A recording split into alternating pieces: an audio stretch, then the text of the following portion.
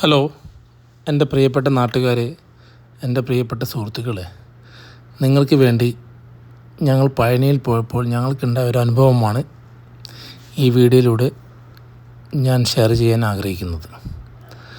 അപ്പോൾ എന്തെന്ന് വെച്ചാൽ നമ്മൾ പഴനിയിൽ പോയി. അപ്പോൾ എൻ്റെ മോൻ്റെ മുടി മുണ്ടനം ചെയ്യാനാണ് പോയത്. ഞാനും മുടി മുണ്ടനം ചെയ്തു.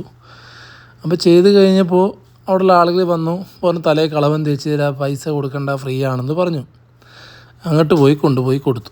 അപ്പോൾ അവർ പറഞ്ഞു, ഈ പ്രസാദം അവിടെ പഴനി ആണ്ടവന് അഭിഷേകം ചെയ്യാനുള്ളതാണ്, ഇത് വാങ്ങിക്കും, നിങ്ങൾക്ക് വീട്ടിലേക്ക് കൊണ്ടുപോകും.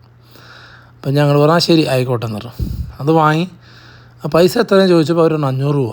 അപ്പം ഞാൻ ചോദിച്ചാൽ എന്താ ഇതിനെന്നൊക്കെ പറഞ്ഞ് പൈസ. അപ്പോൾ ഞാൻ 500 രൂപ കൊടുത്തു.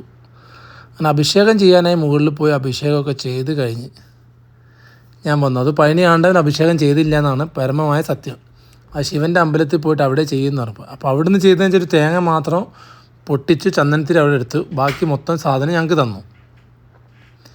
അപ്പോൾ ഞാനിവിടെ വന്ന് തുറന്നു നോക്കിയപ്പോൾ കണ്ട കാഴ്ച എന്ന് വെച്ചാൽ ഈ കാഴ്ചകളാണ്.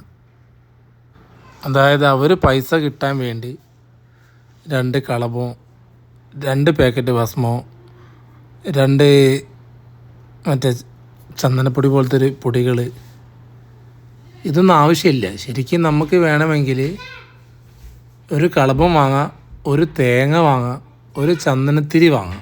കാരണം തേങ്ങ പൊട്ടിക്കാനും ചന്ദനത്തിരി അവിടെ ചാർത്താനും, പിന്നെ ഒരു ഭസ്മത്തിൻ്റെ പാക്കറ്റ് മാത്രം വാങ്ങിയാൽ മതി.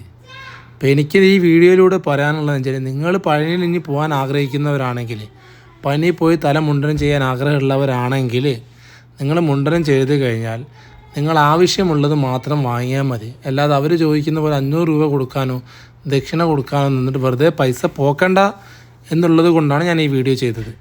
അപ്പോൾ താങ്ക് യു.